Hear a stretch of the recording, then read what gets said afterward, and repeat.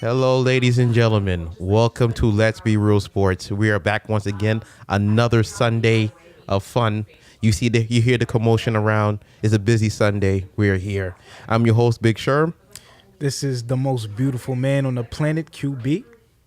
You want to do a commercial after this or something? I should, man. You want to replace the most interesting man in the world? You want to replace him? Well, he's already been replaced, but it's like you want to replace him. You want to do your work. I support you nonetheless, brother. That's cool. I support you, man. That's cool with me. You selling beer? Hey, no problem. As long as you getting that coin, man. But welcome to Let's Be Real Sports. It's a very trepidatious type of day here, in the world of sports. Our first topic, according to that trepidation, is it the shoes? Is it the shoes? Zion Williamson, in the biggest game in, not even Duke history, but the biggest game in the rivalry so far, versus North Carolina on Wednesday, 33 seconds into the game, tears a shoe. Tears a Nike shoe. Now, these things supposed to be so well good and everything. You paid the $350, $250 probably for these sneakers. Nah. PGs ain't that much. I used to sell Nike shoes. Okay. PGs is about like 200 the most. Oh, $50 fucking dollars, man. Come on. You said I said 350, 250. That's what I said. 350. Hey, listen. 350 to 200. If you know how to boost it good, you can get it for 350. I've seen it done, sir. And it can be done too. But my thing is about the whole Zion in the shoe. How the hell is he that fucking strong? How can he be this strong? Some people are just that superhuman or something like that. They just got those capabilities. Some people just have those God-given gifts. Dude, he ripped through the shoe. There's a picture of him literally taking air out of a basketball with 2 fingers. That's sick. I can't even imagine seeing that in person. Just watching him compress the ball with his bare hands. And the ball's already inflated. It's a crazy thing. But my thing is this. Now people are up in arms about should he sit, should he play anymore, or whatever the case may be. I'm going to ask you a question because you're around his age. Mm-hmm. Let me ask you, if you're him, what do you do right now? Do you sit and say, fuck it, I'm going to wait for my money to come in? Or are you a baller? Are you going to ball out when you're healthy and you're ready to go and try to go for this national championship? I'm going to sit until it's time that I'm completely cleared. Because right now, it's pretty obvious that, this guy, he's the hottest commodity in all of Bar none. College basketball. Bar none. Also, J.A. Morant. If you haven't seen him, go see him. Yeah. Please. Also, I got to give a shout out to my boy Shamari Pons. Okay. In St. John's, because he's a baller too. He's a hooper too. Got you. But no doubt about it, Zion Williamson is the hottest commodity in college basketball. But then again, he's on a very good team. So No. He is the most important guy on that team. He is, but his team can do well without him. We saw that last night against Syracuse. Understandable. RJ Barrett had 30 points. I think 5 rebounds, 7 assists. Yeah, something like that. Yeah, something in that range. Yeah. Listen, he's a top 5 guy too. Yeah. But for Zion, for me, my question back to you is, are you playing or are you sitting? Are you a baller or are you waiting for the big money? I'm going to play. You're going to play. But take a little break for at least a week or two. Let me ask you a question. I forgot when they're going to play Carolina again. Do you come back against Carolina? That all depends on when that is. Because, you ain't going to sit out all this time and then just wait until that game in particular. I think that game's probably this Wednesday, or I think it was a Wednesday or Thursday of sometime next week probably. Oh, okay. Next week or the following week. Well, if he's ready, he's ready. You know what I'm saying? They trying to, rest him. So because like I said, he's the hottest commodity in college basketball. He's also the best player on Duke. So they gotta let him get his little rest. So that way he could be ready to go when it's time to go. So you're saying you're gonna ball. If you're him right now, you're gonna rest when the doctors say I'm ready. You're ready to ball. Exactly. Okay. Now, for me personally, I think he should ball. I've said this on the blog. I think he should ball. For the simple fact that you signed it, you're not gonna waste your time. I mean, you signed the letter of intent to go play at Duke. Yeah. And it seems like everyone around him loves him. You know, they have a mutual, respect. They generally like him. So they want him back. And I'm pretty sure he wants to be back too. Zion don't seem like a guy to me that's selfish and stuff of that nature. He's a team guy. The guys love him. They want to be around him. The coaches love him. Obviously, the fans love him. It was just unfortunate to see a Paul George shoe, playoff P. Playoff P. I can't say. See. What? 'Cause I've seen Manu Ginobili burst out his shoe. So I ain't never seen it in my goddamn life. Well, I've seen it. I saw Manu Ginobili like about 4 or 5 years ago burst his shoe. So it's not, like we can't just. So you're saying it's the shoes? You're saying it's the shoes? I don't know, man. Oh, come the fuck on. Come on. He wasn't wearing Paul George sneakers. Paul George didn't even have a signature sneaker when that happened. Okay. That's fine. So we're not gonna just act like, oh man, it's the shoe. First of all, it's Nike that makes the sneakers. Nike has the final say so on the sneakers. You know what I'm saying? Who knows? He probably was wearing sneakers that was not his size. Negro, what the hell are you talking about? It's a possibility. This man's gonna put on wrong sneakers and play basketball and rip his fucking shoe? It's a possibility. The fuck are you talking about? It's a possibility. It's a possibility. So this man really sat there and put on wrong shoes? Are you serious right now? I didn't say he did. I'm saying it's a possibility. He could have put on sneakers that's not his size. Who knows? That's Ain't no ball player going out there playing in sneakers that don't fit them. You know how uncomfortable that is? You should know that. You play. The hell's wrong with you? All right. Come on, man. Right. See, you're not getting it. But what am I not getting, sir? What am I not getting? Come on. What am I not getting? What am I getting? No, talk to me. Talk to the people. People are here. He could have possibly been wearing shoes that's not his size. That's what I'm saying. Ladies and gentlemen, if you're watching right now, and we're hoping you're watching, if you played ball, have you ever wore the wrong size shoe to play basketball? Please comment in the comment section in the some sneakers do fit differently. That is a fact. Nobody's not saying that. Ain't nobody saying that. You saying this man wore the wrong shoe. We talking about wrong shoes right now. Wrong shoes. I'm just saying the possibilities of what happened.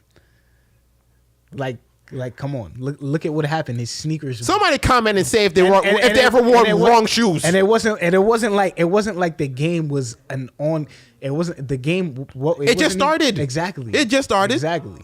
So that's a possibility that he could have been wearing sneakers that wasn't his size. And since this time, Nike has lost stock, apparently. And listen, Nike's gonna be all right. But Puma, Adidas, all these things have been waiting for this for so long. And then to have President Obama say, oh, his shoe exploded, that just adds fuel to the fire. 44 out there pointing out that the Nike shoe done bust. That's not good. That's not good for morale for Nike. And Adidas, Reebok, like, hey, even Timberland. No, not Timberland. I'm joking about Timberland. Yeah. But Adidas, Puma, all these guys, they are smiling today. It's like, look, you see? Look at this damn shoe. You can't even keep this kid in the shoe. Come on. It can't even keep the kid in the shoe. Come on. That's bullshit. That's real bullshit, man. Don't look at me smile, nigga. What the hell are you talking about? I don't know, man. Who knows? He probably might wear Nikes his next time he plays. Who knows? Well, from what we understand, Duke is contractually obligated to wear this Nike shoe. Oh, I didn't know. So I believe so. I didn't even know college players could get sneaker contracts. No. From the school itself. Oh, okay. The school site makes a deal with the colleges, Right. and they get the sneakers to wear for the season. So he has to wear them again. Okay. So hopefully they got reinforced Well, then or something. he's been wearing them all season then. So I mean, I don't know. He probably just wore those out or something. I don't know. I don't know. I don't know how I mean, you can wear out sneakers. Yes, you can. Yeah, you definitely can. Yes, you can. But listen, bro. Listen, you're not wearing those sneakers every day. You only wear on game purposes. Those are game time shoes. He probably wears them every game. You're absolutely right. Yeah. You are absolutely right, sir. I'm not gonna say nothing about that. You good. You good, man. You good. But still, man, that's not good, man. To bust out the shoe and have 44 out there pointing you out. Your product out there on national TV on ESPN, and your shoe and the boy whole shoe out like a homeless person. And we love the homeless, by the way. We love the homeless. But it wasn't a good look. It wasn't a good look. And then the game itself was self-explanatory because after that the energy just went out camera indoor. Yeah, and all those people paid their money to see that. And one fool paid $10,000 to go sit and watch that game. Yeah, I wonder who that was. I know they're it's like watching a Mike Tyson fight. Like seconds in, boom, it's over. You didn't see nothing. It feel like you wasted your money. Yeah, because I mean, just about everybody came to see him. Yeah, it was packed in there. The stars, celebrities, everybody was around there. Everybody was ready to go. 33 seconds in, boom, his shoe out. Come on, man. And you felt for him. Because a lot of people thought like, oh, maybe he'll come back. But when they said knee, it was like, damn. Yeah, I mean, I knew it was sort of like a knee injury by the way he fell. You know. And you know what it reminded me of? Kenyon Martin. What? Well, in the sense of he was getting ready to be the consensus number one pick in 2000. When he played at Cincinnati, he was the best player in college basketball at that time. And he was getting ready to join the NBA, be this great superstar and everything. And then in the first round of the conference tournament, he broke his leg. Well, this injury's not that bad. Right. But it makes you think about like, damn, you hope it don't hinder him too much. Now, they say it's a knee sprain. Nah, it's just a sprain. Yeah. But the thought of it just entered my like, damn. Yeah. But I mean, they even said that he's not out for the rest of the year. He's not out for the regular season. He's not out for the rest of the season. He'll be back before March Madness. I'm pretty sure about that. Right. Of course, what I'm saying, like, it's just a thought in my head, like, damn, not this again, man. Because Kenyon Martin was nice. Like, he was a beast for Cincinnati. I'm not gonna lie. The first time I started watching college basketball, the year that Melo won the championship for Syracuse. Yes. So I don't. So this is 02-03. Yeah. Right. But let me tell you something. If Kenyon Martin didn't get injured, I think he would be a Hall of Famer right now. I mean, the way he played, he was a rebounder. His energy, he was like super athletic. But when he came down on his leg, it was like, damn. And then you saw he still got picked first in the draft, nonetheless. But his career wasn't the same. Because you always wondered, damn, what could have been if he didn't break his leg? That's the sad part to me. And we hope it don't happen to Zion either because he is good for the game. I hope he comes back out there and play. I know a lot of people have been telling him, shut it down. But if you love the game, if you're a baller, you're going to ball. Yeah, it's not that bad for him to shut it down. Come on. Stop being ridiculous. No, I mean, for me, it ain't nothing to me. Like, if you want to sit there and sit and collect that money, I get it. Because there's a $100 million contract sitting out there for him. That's a fact. Once he turned pro. Or once he's done with college. That's a fact. So I wouldn't be like, okay, maybe I just think about sitting it down, shutting it down. But like you said, ball is ball. Yeah.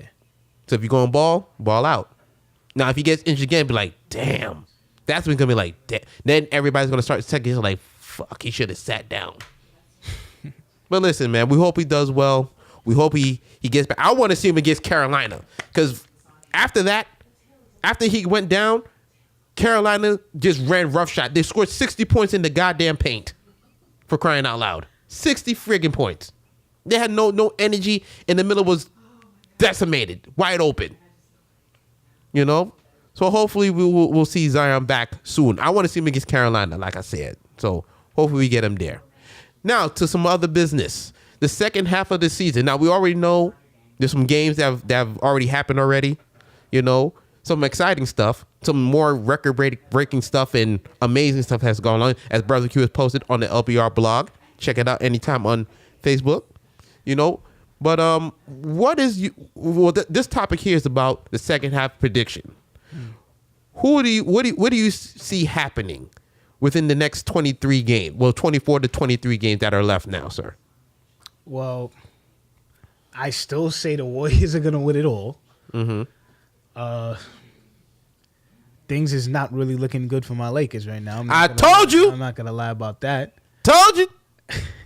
You didn't tell me anything, man. You just a hater. That's what it is. You're a hater. Where's the Washington Wizards right now? You're a hater. Where's the Washington Wizards right now? I mean, yeah, but I mean, the Washington Wizards has had injury problems. Nobody. But I told you.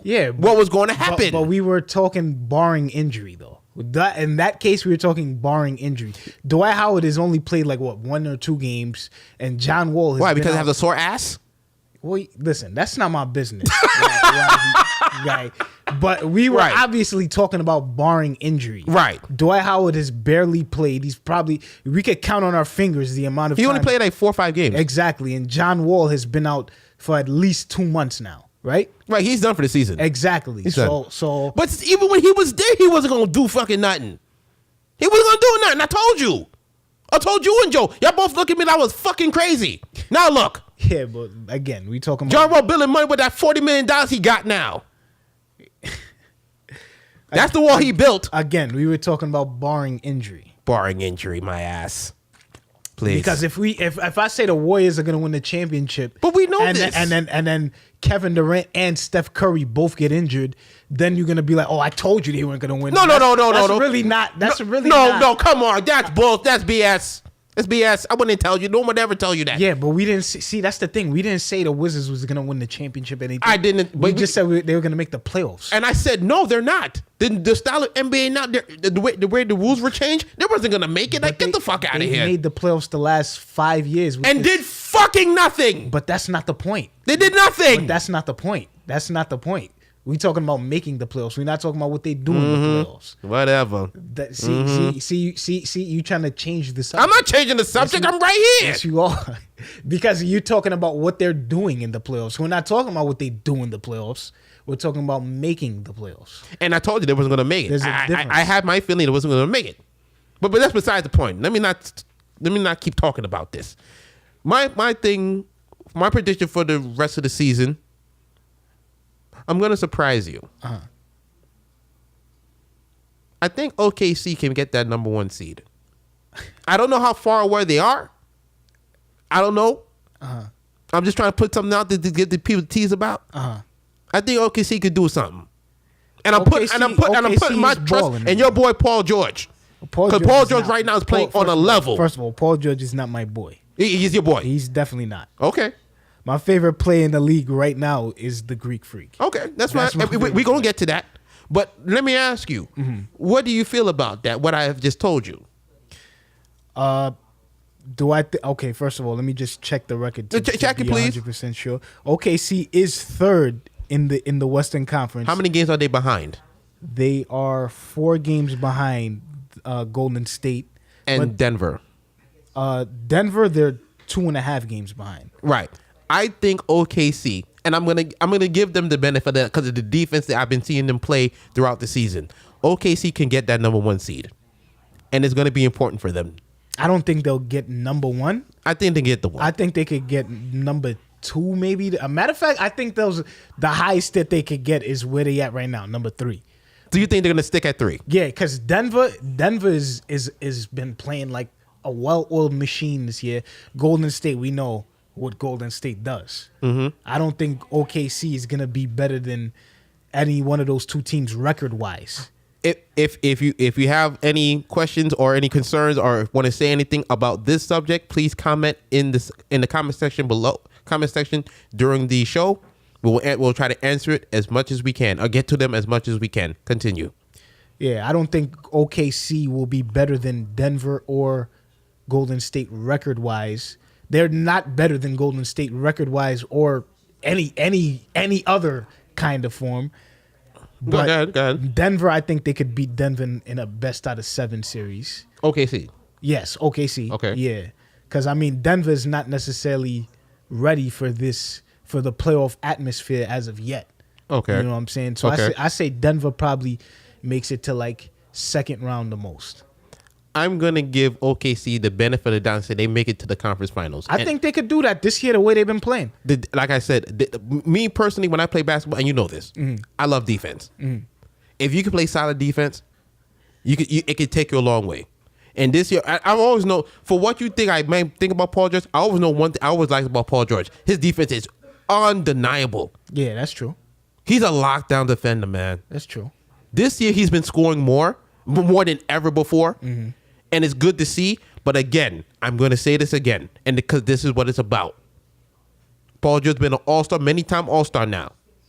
We need you, and I've said this many a time, we need to see you do this in the postseason. We need you to be dropping 40 and 10 and 7 during the playoffs against Houston or Denver, who if they get to the, because they're gonna get out this first, they're gonna get out the first round this time. Yeah, they're gonna get out. Yeah. Can you do this against Houston? Can you do this against the conference, the opponent in the conference finals? Can you do it? The opponent in the conference finals will be Golden State. Right. Because I mean, it's gonna be Golden State and somebody else. I have to say that. And Houston ain't that good this year. Houston is all bluff and no stuff this year. I listen. James Harden's another one. This guy's scoring 30 for 30. He's doing that, but he's taking like 60 shots to score that 30. But he has to. And a lot of his points is off of free throws. But he has to. He has to. He has no choice. As he told you, he has no choice. Yeah, but he's not doing it efficiently though. That's my So point. you're gonna give the ball to PJ Tucker? You don't get what I'm saying. He's not doing it. He's scoring a lot, but he's not scoring very. But he's always been a volume shooter. That's been his thing. He's a volume shooter. And I mean, you can get your teammates involved. I mean, I've seen players with worse teams than what James Harden has right now, and still be able to shoot the ball efficiently, and still be able to score a lot, and still get their teammates involved. I hear you. My thing is this. The additions of Kenneth Faried is a good addition. I think you don't have to run no offense for him. Yeah. And he'll get you 10 and 10. Yeah. Easy. Capella's good. Same thing, 10 and 10. Chris Paul. That's the thing. But this is the problem with Houston though. They're getting guys that are not guys who create offense. True, but this is how Mike D'Antoni's system is built.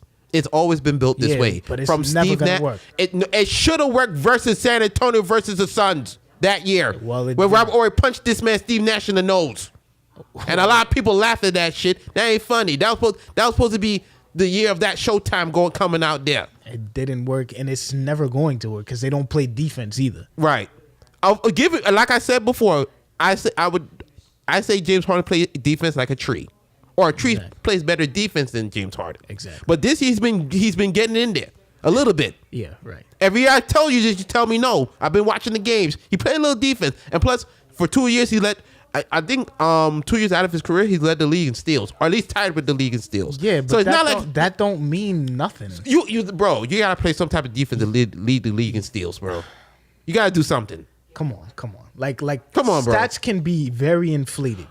You of all people can say you have the audacity to say that it can because I've seen DeAndre Jordan be like top 5 in field goal percentage, but is that impressive for somebody like DeAndre Jordan? No, because he doesn't take a lot of shots and all of his shots are in the paint. So stats can be inflated. They don't tell the full side of the story. Man, listen, you talking that jive, man. I'm definitely not. You talking that jive, man. But, You of all people talking about what I'm saying didn't just make sense. What I'm saying, what you said made. Exactly. I'm very shocked at what you said, though, man. How? Because you all the ones talking about numbers. Numbers. I talk about numbers, but I talk about what they do in the games as well. I don't 100% make my argument on numbers. I don't always do that. I never do. Ladies and gentlemen, if you check the LBR blog, I want you to sit and dispute this. Go through the blog, go through the pictures, and see every time he puts those stats up there. Nothing else is said but them stats. Yeah, but I also have things that they do in the games that back up. If you're willing to debate me, I'll tell you what they do in games as well. We'll leave that for another time, sir. We will leave that for another time. Now, for our last topic of the day, a special topic from the world of wrestling in the business. D Generation X was inducted into the will be inducted into the WWE Hall of Fame during WrestleMania weekend. For many, we all love DX. They started the Attitude Era. They were the Monday Night War, part of the Monday Night Wars. And one person in particular who's not here with us, of course, may she rest in peace, China, finally getting into the WWE Hall of Fame. But she was a major part of DX too. Definitely a major part. She's one of the original She one of the original ones. Yeah. Of course. Yeah. But I feel like this was the only way that was going to get her in. Well, yeah, probably. I mean, she should be in as an individual. Of course. Considering the fact that of course. she's the first woman to compete in the Royal Rumble match, first woman to win the Intercontinental Championship. Of course. So, I mean, those things alone should get her in the Hall of Fame as an individual. She started the movement. Yeah. But in yes, she started the whole women's movement, the women's evolution. Yeah. Revolution yeah. and evolution. Yeah. You know, I feel like China should you should have been in there. Yeah. From the get-go. Yeah. Because she was doing amazing things that no one has ever seen before. Triple H in China, they by themselves was a show by themselves. Yeah. They were it. Yeah. I mean, when you think about it, DX probably would have never started if it wasn't for the NWO. Exactly. The Monday Night Wars were big around this time in the mid-90s. Yeah, because the NWO started in the summer of 96. Right. And then D-Generation X was created in basically the summer of 97. Right. You know, I mean, it was pretty dope. I mean, back then, Vince McMahon knew how to have stories because back then, I don't know if you remember, but the main event of SummerSlam 1997 was Bret Hart versus The Undertaker for the championship. I forgot about that. And Shawn Michaels was the referee. And the stipulation was if Bret Hart didn't win the championship, he would never compete on American soil again.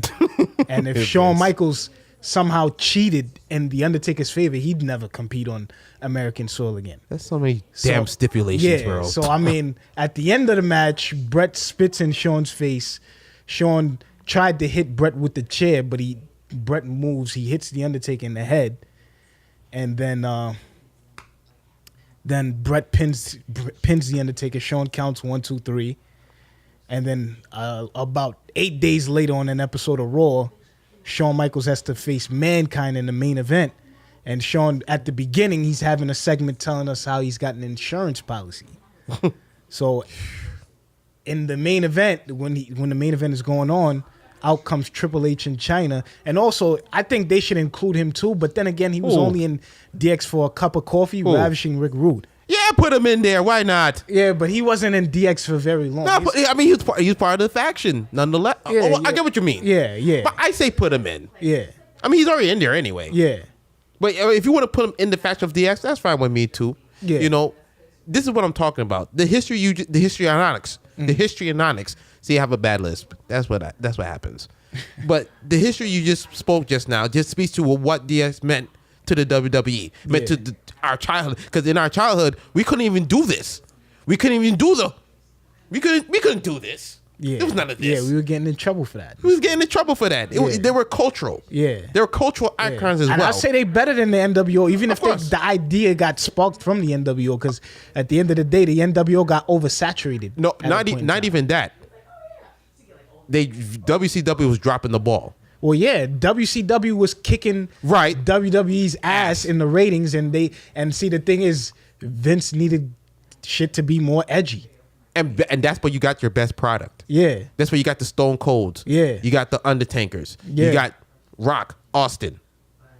You know, who else was there? Christian, Edge. The Hardy Boys. They built that whole stable out of fear that they were going to get taken down by WCW. And when DX brought that tank out, as our producer man has shown already, when he brought that tank into WCW territory, that just changed the whole game for them. That put WWE back on. Well, yeah, by the winning side. by 98, they was already destroying WCW in the ratings, man. Because they got edgier. They got like I said, they got desperate. Yeah, and it's crazy because Shawn Michaels had. In 98, Shawn Michaels had to retire. He had to take a little short retirement due to a back injury. But, I mean, if you could argue that the second version of DX with Triple H, China, X-Pac, and the Outlaws was better than just Shawn, Triple H, and Shaq. No, I mean they rounded out DX. They were the tag team, the Road Dogg and Billy Gunn. Billy Gunn. They were the tag team division. They had that on lock. They were already good. When they recruited these guys, they had to make sure they had those guys that in there that can fill the time, that also fit their personality, their style. So they fit perfectly. And you see it together, they all are close knit together still to this day. X-Pac, Billy Gunn. I mean, not even Billy Gunn, Road Dogg, producer now with WWE. Yeah, but he's doing a horrible job. I'm not gonna lie. Damn, son, why you gotta do that? He is doing a horrible job. I gotta keep it real. What did he do to you? He didn't do anything. I'm just keeping it real. He's not. Hey, that's the name of the show, man. Go ahead. He is doing it. He's doing a horrible job. What is he doing? He's just. I mean, like, SmackDown Live is a pretty bland show, and I mean, he's got something to do with that because he's the writer on the show. He's one of the writers. He's one of the writers? Yeah, he's one of the writers for SmackDown Live. Holy cunt. Yeah. Wow. That's a bummer. Yeah. Holy shit, I didn't even know that. Yeah. Damn. Yeah, I mean, So wait, so you saying he shouldn't be in the Hall of Fame because of that? I'm not. I'm not messing with you, bro. I'm messing with you, bro. I'm messing with you. I'm messing with you. Don't do it. I'm messing with you, bro. I'm messing with you.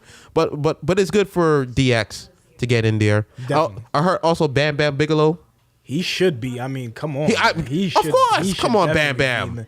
I mean, he's honestly, if you ask me, he's the best big man wrestler of all time. Yeah, man. Yeah, he is. I still remember the time where he took Taz. I think it was Taz was doing the DDT on him, or what? It was the ECW. Yeah, I know. Of course. You said Taz. Yeah. It was a match where they was fighting, and I think Taz DDT'd. No, I think he had him in the Taz mission, and then yeah, right. Yeah, there you go. Yeah, Taz had him in the Taz had Bam Bam in the Taz mission, and then he jumped back. Yeah, and the ring broke. Yeah, he fell in. Didn't he fall inside? Yeah. He fell in the mat. Yeah. I'm like, yo, this dude Bam Bam don't care about nothing. Yeah. He was just reckless, but you love that about Bam Bam. Yeah. You feel me? ECW and New Japan booked him way better than WWE ever did. Oh yeah, definitely. And also, if it's true, Christian, as you said, probably the most underrated superstar probably ever in WWE. Yeah. Because he should have been champion at least 5 times. Maybe not 5, maybe 3 times. I'll give him 3. They gave him that one reign and it only lasted 48 hours. Randy Orton won it, right? Yeah, Randy Orton beat him 2 days later. I was so upset about that myself. A lot of people were angry about that, bro. Yeah. A lot of people are like, damn, son, I just gave this man the title. Let him rock for a little bit. Exactly. Give him at least 3-4 months. Right. Like you said, that's a transitional champion. Give him that at least. Yeah. Don't fuck him over and give him 2 fucking days. Like, I thank you very much. The fuck is that, man? But I hope they let him in. Get Christian in there. He deserves it, man. He's paid his dues. And Bam Bam, too. Yeah, Vader, too, as well. Oh, yeah. My man. Yeah. Von Vader, as he was back in the day. Big Von Vader, you know that. Well, yeah, that's what they called him in WCW. Yeah. That's right. Yeah, WCW booked him better as well. Yeah. It's amazing how WCW had it right. And they let it crumble because they got fucking lazy. And they didn't have no money to pay these people but the big stars. So, yeah. There was that. Well, ladies and gentlemen, that's about it. You know, Brother Joe will be back. See, we didn't even mention Brother Joe. And we apologize because Brother Joe is a big part of this show. He's just doing sabbatical right now. He'll be back next week. He's giving me his word, hopefully. And that'll be it for us today. I'd like to thank you, Brother Q. Thank you for coming in, sitting in again. Where you can find us at youtube.com. Thank you for the clock letting us know that the show is almost goddamn over. You find us on YouTube. You can find us on Stitcher. You can find us on Google Play. Instagram. We all over now. Yeah. We got our shit together now. Yeah. Find us on all the platforms. And what you do in the search bar of all these platforms, also Android, like again, I don't care what Android do. But if you have an Android, please follow us. In the space bar, you put in Let's Be Real Sports, and you'll see us there. Please subscribe. Check out the blog on Facebook. Please. And that's about it. Yeah, sound like you begging. And listen, man, we trying to make it, man. Yeah, What the hell you mean? Don't sound like you begging, though. And listen, we're trying to make it. I don't give a fuck, Nick. I'm trying to make it. We all trying to make it. Shoot. With that, we out, man. Peace. Have a good day.